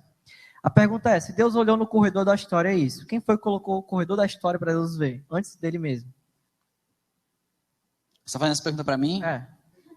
Deu para entender, pessoal? Não, Por seguinte, exemplo. Deus não se surpreende. Né? Deus não tem surpresas. Ah, não, essa pessoa, eu previ, né? A presciência de Deus já sabia que a pessoa ia para o inferno. A pessoa, não, eu quero Jesus. Não, isso não surpreende Deus. Ninguém construiu a história à frente de Deus. Então, quem foi construir a história? Segundo, por exemplo, Salmo 135, versículo 16, por exemplo. O senhor pode abrir rapidinho aí? Deixa eu ver se é isso mesmo. Porque, Salmo assim, 135. Perdão, 139. Eu vou ler aqui, ó. Os teus olhos viram o meu corpo ainda informe, e no teu livro todas essas coisas foram escritas, as quais iam sendo dia a dia formadas, quando nem mesmo ainda uma delas havia. Quem foi que escreveu isso aqui? Os dias. Né?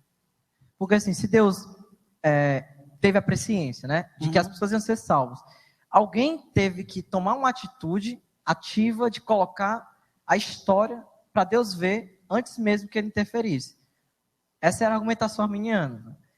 Por conta disso, o texto ele fala o contrário, que Deus, que é antes de tudo, antes da existência, ele que escreve os dias do sujeito. Eu particularmente, eu não quero ofender nem nada. Não, mas você pode discordar. Eu acho um pouco complicado essa argumentação de que Deus viu, e só porque ele viu e não interferiu, né, aconteceu. É meio complicado, porque isso você tem que excluir você meio que tem que excluir a presença. Perdão, você tem que excluir o futuro, o acontecimento futuro. Uhum. O que leva ao teísmo aberto, né? Como vocês irmãos conhecem. Particularmente, então, para Deus não decretar as coisas antes da existência, ele teria que não conhecer o futuro. Porque se ele conhece o passado, o presente e o futuro, as coisas estão destinadas do jeito que são. E se as coisas são pelo próprio Deus, não por nós, porque antes da fundação do mundo, logo, Deus que colocou tudo ali. Uhum. Não sei se ficou clara a argumentação. Esse meu confronto entre presciência de Deus e predestinação na perspectiva humana, eu explico da seguinte maneira. De cima para baixo, Jesus morreu por todos os dele. E de baixo para cima, ele morreu por todos, porque eu não sei quem são os dele. Concordo. Sabe? Então, assim, mas é muito uma linguagem muito carrasca eu tentar aplicar a visão de cima para baixo na minha perspectiva humana aqui, porque eu vou acabar ofendendo menos as pessoas, eu vou acabar limitando uma ação que é ilimitada, sabe? Então, eu tento explicar dessa maneira, como quem está olhando de baixo para cima, sabe? Porque de cima para baixo, claro, não existe tempo para Deus, ele é atemporal, então eu já sabia de tudo. Na verdade, quando eu vou fazer pregações para descrentes, pessoal, eu não falo sobre esses assuntos complexos, só a nível de curiosidade, certo, pessoal?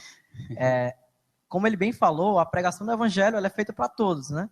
E na minha crença, no caso, ela vai ser eficaz para aqueles que Deus opera no coração. E a gente sabe que nem todos Deus opera no coração, é mais ou menos isso. Né? Você prega para todos indiscriminadamente, Deus vai operar na sua vontade.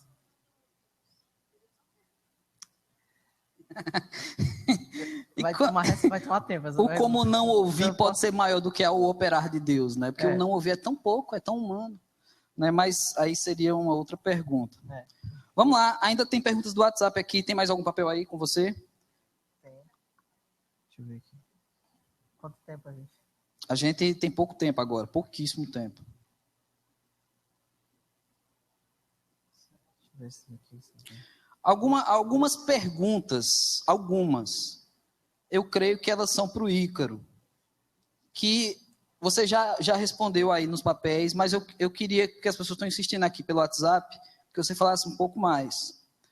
O porquê, certo. Eu vou tentar fechar umas 5 perguntas numa só aqui, e de uma maneira bem prática. O porquê de que nós, como Igreja do Senhor Jesus, somos instruídos a levar, a pregar a todos, se já tem aqueles, se já tem só alguns, ou como alguém ironicamente colocou aqui, já tem aqueles que participaram do sorteio? Sim, sim. O pai das missões modernas do século passado, chamado Hudson Taylor, certo? Pai das missões modernas. Ele era calvinista. Pai das missões modernas. O que é que isso tem a ver? Um dia, em um dos seus escritos que eu vi, ele fala o seguinte, que eu vou à China porque eu acredito que a China tem eleitos lá. Então ele foi pregar lá. Se você, a gente vai perder muito tempo com isso, mas eu queria, quem fez essa pergunta, ou quem tem dúvida nisso, dá uma lida em Romanos 10, que ele vai falar sobre isso, certo? A função mesmo do crente para poder ir, fazer missões, etc. Mas, sem usar o versículo bíblico, só argumentação prática mesmo, para a gente não perder muito tempo, é o seguinte, a pregação do evangelho foi um método que aprove Deus fosse a ferramenta para a salvação, certo? Aqueles que vão crer na pregação do evangelho, esses são os eleitos. E aqueles que ouviram a pregação do evangelho são os eleitos. Aprove Deus que essa é a ferramenta para o processo da salvação, certo? Aí você lê Romanos 10 aqui, ele vai falar um pouco disso, para ficar um pouco mais claro, beleza? Ok. Ícaro, uma pergunta, eu acho que dá para responder muito rápido isso aqui. Como é que você se considera um escolhido de Deus? Você. Certo. É bem pessoal isso aqui. Acho que é um amigo teu aí. Viu? Um negócio pessoal. Eu tenho uma resposta técnica, né, e uma resposta pessoal para isso, certo? Eu vou falar um pouco das duas rapidinho, certo? No Sínodo de Dort, no capítulo 1, no versículo 12, no artigo 12, certo? Vai falar, que é o documento que eu citei, os irmãos podem ir na internet, botar Sínodo de Dort, o Cânon de Dort, pega lá o capítulo 1, pega lá a argumentação número 12, o artigo número 12, ele vai responder essa pergunta de maneira mais técnica, né? Mas, particularmente, né, eu só vou saber quando eu chegar lá, meu irmão. Porque, assim, nós temos os frutos da eleição, certo? Aprove Deus que a gente consegue enxergar na nossa vida, mas aquele que perseverar até o fim, esse será salvo. Essa é uma perspectiva minha para com Deus, não Deus está me julgando a partir disso, mas eu, como cristão, eu só vou saber que eu sou salvo quando eu chegar lá, porque eu não conheço o futuro, eu não conheço a mente de Deus, eu não posso dizer, certo, eu preguei aqui e fulano veio aqui à frente e confessou o nome de Jesus, isso é predestinado. Pera, eu não sei qual é o último momento da vida dele, eu não sei se o coração dele está regenerado de fato, entende?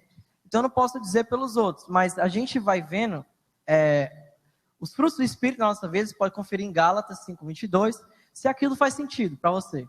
Se você vive de acordo com aquilo, ou se você dá frutos de acordo como um crente deveria dar, como é ensinado pelo próprio Jesus em Mateus 7, se o crente vai dar fruto ou não, se o crente vai ter o fruto do Espírito dentro dele cotidianamente ou não, se a frequência de pecado dele vai diminuir ou não, ou se ele vai viver uma vida devassa de qualquer jeito, eu sou predestinado. Peraí, como está predestinado? Romanos 6, do 1 ao 9, pessoal, ajuda também na compreensão dessa resposta, tá bom?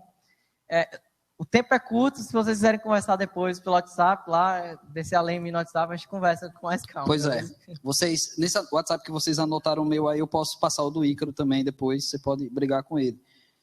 Entre outras perguntas aqui, são várias e ainda continuam chegando. É impossível, penso, de delimitar, mas gostaria de que comentassem sobre, sabe-se que a vontade de Deus é soberana, perfeita e ilimitada, mas até onde vai a autonomia do homem? Se a vontade de Deus é soberana, perfeita e ilimitada, como o homem tem autonomia? Eu vou fazer uma pergunta simples, aqui também a gente se prolonga muito, mas o seguinte, isso, vai pegando, puxando aí. Você escolheu vir para cá hoje? Você escolheu vir para cá hoje? Você escolheu a roupa que você está usando para vir para cá hoje? Foi você que escolheu? E aí, sim ou não? Sim ou sim? Quem foi que escolheu vir com essa roupa hoje e vir para cá hoje? Se Deus não quisesse que você viesse hoje, você viria? Então você veio porque Ele quis. E aí, sim ou não? Se Deus não quisesse que você viesse porque Ele é soberano, você estaria aqui hoje? Você conseguiria contrariar a vontade de Deus? Acontece que a gente tem esse impasse na nossa cabecinha. A gente acredita que algumas coisas a gente escolhe e outras é Deus quem escolhe. Certo? O Franco Ferreira, ele falou uma coisa há um tempo atrás, eu citei na escola bíblica recentemente, que eu achei fenomenal, ao mesmo tempo muito mórbida. ele disse que um bom calvinista, para se autodenominar calvinista, ele precisa perder um ente querido e dizer que ele foi predestinado a sofrer o resto da vida com aquele luto. É pesado pra caramba isso. Mas você dizer que foi predestinado para algo duro, como perder um ente querido, aí você pode bater no peito e dizer que realmente acredita nesse negócio. Agora, voltando à pergunta. Então você escolheu vestir essa roupa e vir para cá, e escolheu atrasar ou chegar na hora que você quis. Mas se Deus não quisesse, você estaria aqui? Se a resposta é não, então você está aqui porque Ele quis. Então Ele escolheu por você. Ele já sabia disso tudo antes. Então, eu tenho uma extrema e gigantesca dificuldade de acreditar na autonomia do homem. Estou sendo muito sincero com vocês. Claro, há impasses, a gente vai entrar em crises, a gente vai debater isso aqui até altas horas da noite. Mas eu tenho muita crise de tentar entender isso aqui. Sabe? E na criação é a desobediência. Vocês acreditam que sendo Deus onipotente, onisciente e atemporal, Deus se surpreendeu com a desobediência de Adão e Eva? Deus não sabia que aquilo ia acontecer? Então, fugiu da vontade de Deus? Deus não estava vendo aquilo? Se foi uma decisão do homem desobedecer, então a ação de Deus passa a ser limitada. Se a ação da desobediência lá na criação foi do homem, então Deus não é todo poderoso.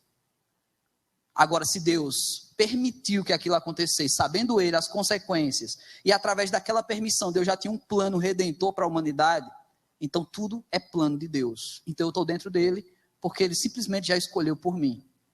Então, louvado seja Deus, porque Ele escolhe pela gente. Porque, sinceramente, morto não tem capacidade de escolher. Nós não teríamos condições de escolher a salvação. Então, pode ser que você ainda continue com dúvida. A gente vai continuar conversando sobre isso depois, mas... Posso terminar a argumentação? Lê aí o texto. É o seguinte. Primeiro, pessoal, que esse debate ele tem centenas aí de anos, certo? Então, não dá para a gente encerrar nessa noite, certo? E eu queria ler um texto que vai meio que responder a pergunta, mas não vai responder nada, no fim das contas. Mas, certo? É Atos capítulo 4, versículo 27 somente.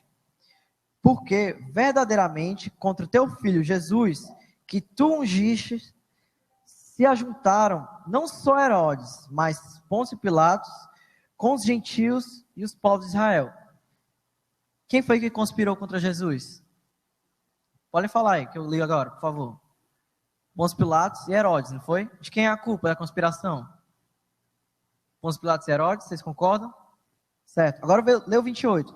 Agora, pois, ó Senhor, olha para... o 28, perdão. Para fazerem tudo o que a tua mão e o teu conselho tinham anteriormente determinado que se havia de fazer. Certo? Herodes e Pôncio Pilatos tinham culpa daquilo? Tinham. Foi Deus quem fez, quem permitiu, seja lá o que for? Foi. Certo? De quem é a responsabilidade? Essa resposta não tem pergunta, pessoal. Perdão, essa pergunta não tem resposta. Então nós calvinistas, nós trabalhamos com essa ideia, que existem antinômios, que são duas verdades, que o homem é responsável, que Deus é altamente soberano, e que você não consegue responder com a mente limitada que nós temos. O texto, particularmente, se você analisar, você vai ver Atos 4, 27 e 28. Aí você diga de quem é a culpa. Isso é uma discussão de centenas de anos. Paulo já entrou em discussão aqui. A gente leu um texto em Romanos, a gente leu um texto em Efésios. Havia uma discussão sobre Israel ser o único escolhido ou não, ou se fora de Israel tinha salvação. E Paulo foi justamente chamado para ser um apóstolo dos gentios, para cair fora dessa ideia, sabe? Então, isso é uma discussão que tem centenas de milhares de anos, e eu acredito que a gente não vai matar isso aqui numa noite. E você vai sair daqui com dúvida, mas a proposta é que você busque mais, leia mais. Aqui alguém mandou um recado dizendo assim: tomara que quando a gente chegar no céu, Deus faça uma rodinha com a gente e explique tudo isso. Vai rolar isso aí, certeza. E para encerrar, das perguntas, tem aqui um me leia. Eu sei que tem muita gente já frustrada. Aqui no WhatsApp está bombando ainda, está só apitando ali. Mas o tempo era o tempo da música, gente. A gente já quebrou aqui as barreiras do tempo, né? Porque era o tempo, enquanto durava a canção, preparar e entregar os papéis. Então foi chegando ainda mais. Visto que a ideia da expiação, tá aqui, ó, me leia. Visto que a ideia da expiação ilimitada diz que Deus salvou os que viu previamente que iriam crer, ele então viu um número limitado de pessoas. Então, como posso dizer que é ilimitada se Deus viu um número limitado e salvou esses? Pois é, foi como eu falei, a respeito do olhar de cima para baixo e de baixo para cima. De baixo para cima, eu vejo todo mundo, o propósito de salvação para todo mundo. De cima para baixo, ele já sabe quem são esses todos. Então, são os todos dele, né? Então, assim, eu vou ficar tentando achar palavras no meu péssimo português aqui, mas eu não vou conseguir. Vai sempre ficar nessas jogadas. É ilimitado ou limitado? É limitado ou limitado? Para Deus existe o número que ele já sabe. Para nós não existe. Então, não invalida pregar a palavra. Eu continuo acreditando que a morte de Cristo é totalitária, é para todo mundo, mas, mais uma vez, quem é todo mundo, Deus já sabe, os dele. Então, isso vai e volta, mas o debate continua. A gente tem mais música e depois uma palavra final, né? Nossa, minha e do Ícaro, até que a morte nos separe.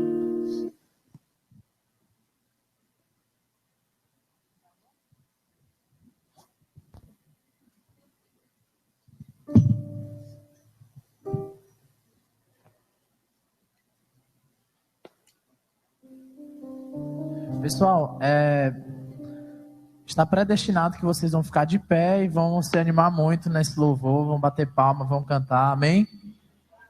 Amém? Égua? Amém? Glória a Deus, é para ele, viu? Não é para a gente, não.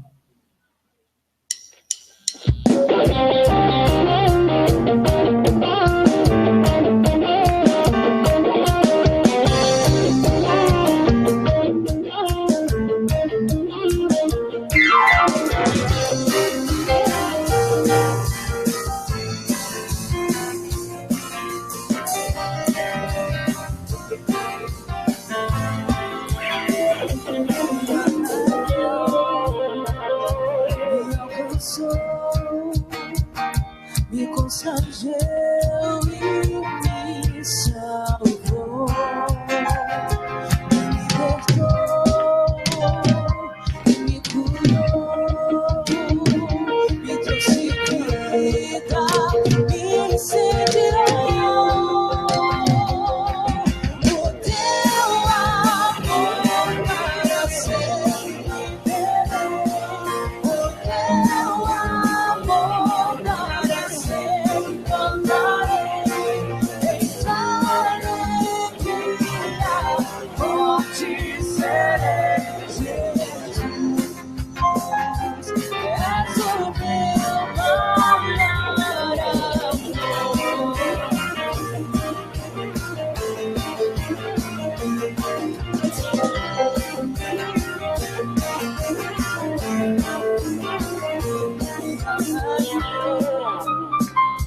Me alcançou, me constrangeu, me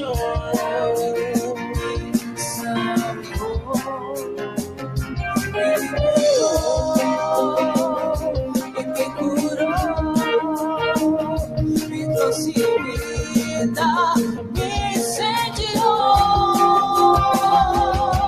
O teu amor para sempre verei, o teu amor para sempre cantarei, em tua alegria forte serei, Jesus, Jesus.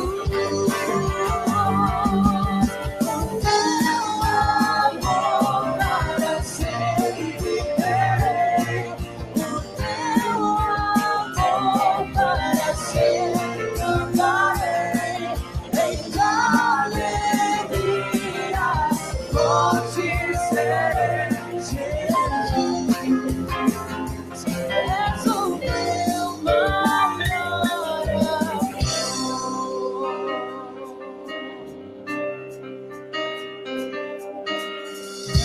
Que se assenta no trono e ao Cordeiro seja a honra, a glória e o poder para sempre.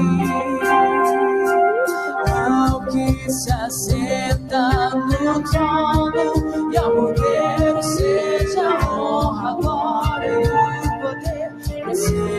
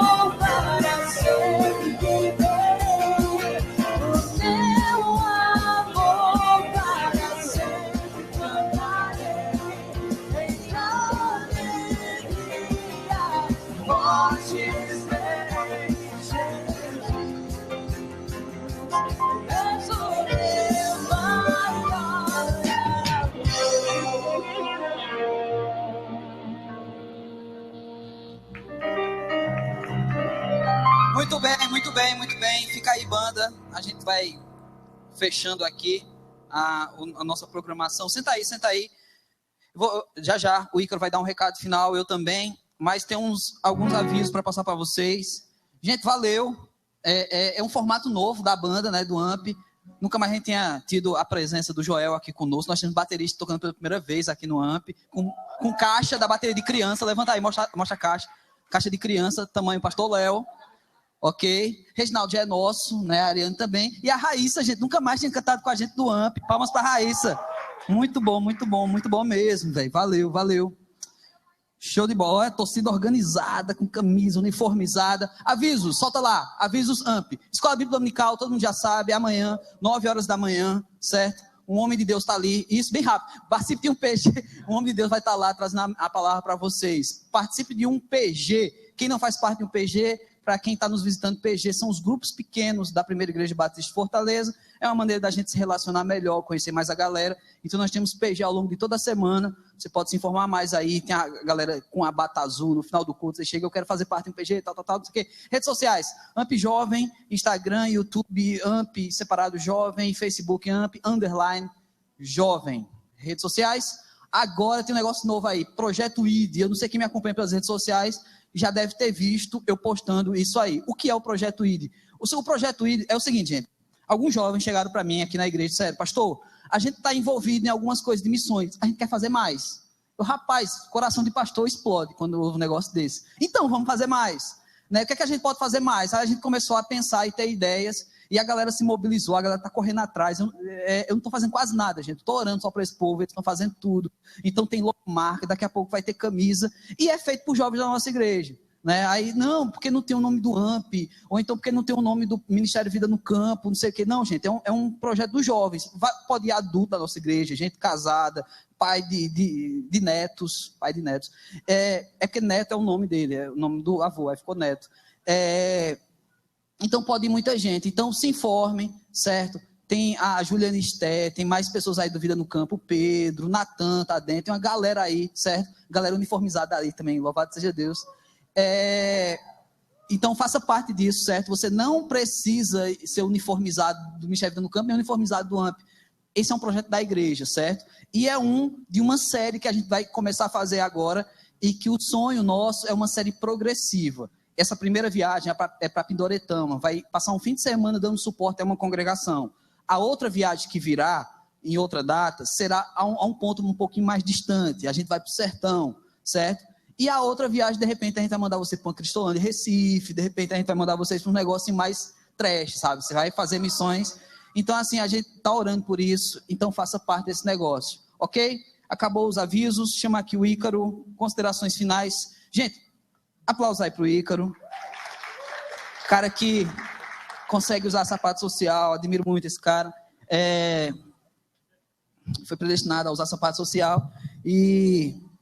ele tem um recado aí final, agradeço a coragem dele, sabe, ele é amigo do Tiago Belo, conhece algumas pessoas daqui da igreja, e ele topou assim, loucamente, de estar junto aqui com a gente trocou uma ideia, conversou lá em cima, e vai surgir muita coisa desse vínculo, tem mais gente aí fazendo ponte, ok? Vai, Ícaro, traz aí a ideia. Pessoal, primeiramente eu queria agradecer a vocês de terem me escutado aqui, não sei, deve ter sido chato pra caramba, né?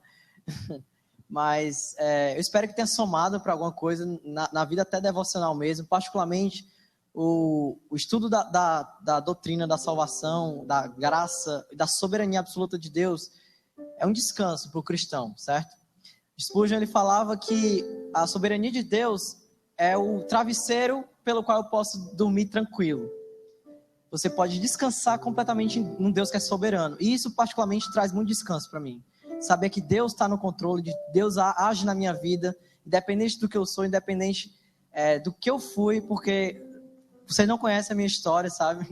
Um dia talvez, né? Mas só um Deus com muita graça para poder ter me salvado e me tirar de onde eu estava. E eu sou grato a Deus, partindo do pressuposto que eu acredito sim que eu sou salvo agora. E na vida de vocês também, eu creio que todos nós temos que ser gratos a Deus, porque uma hora nós estávamos abraçados com nossos pecados, como nunca talvez tínhamos ficado com Deus. Estávamos mortos nos nossos delitos e pecados, e mesmo assim Ele nos abençoou com imensa salvação. E que isso sirva também para a prática de vocês, meus irmãos. É isso que eu tenho para dizer. E é isso aí, até outro momento. Valeu, Ícaro. Fica aí pra gente orar junto. Fica aí. Galera, a salvação realmente é um tema muito forte na palavra de Deus. A proposta de Deus em resgate da humanidade, de Gênesis a Apocalipse, ela se apresenta e cada vez mais ela vai se revelando. Claro que a prova de Deus e a proposta dele é que Jesus surgisse no meio do caminho e que com Jesus a gente tivesse uma ligação mais profunda em relação à salvação. A condição de salvação, ela é tratada na palavra de tal maneira que só no Novo Testamento ela aparece cerca de 200 vezes relacionada à fé, acreditar ou flexões do verbo crer. Sempre salvação ligado a acreditar, ligado à fé. Em João 1,12 diz o seguinte: mas a todos quanto o receberam, deu-lhes o poder de serem feitos filhos de Deus, a saber, os que creem no seu nome. João 11, 25 e 26 diz: disse-lhe Jesus, eu sou a ressurreição e a vida, quem crê em mim ainda que morra viverá. E todo que vive e crê em mim não morrerá eternamente. Crês nisto? Então, gente, eu, Ícaro e muitos de nós aqui, a gente pode até divergir, não concordar, bater, mas uma coisa a gente não tem como abrir mão. Nós todos somos carentes dessa salvação.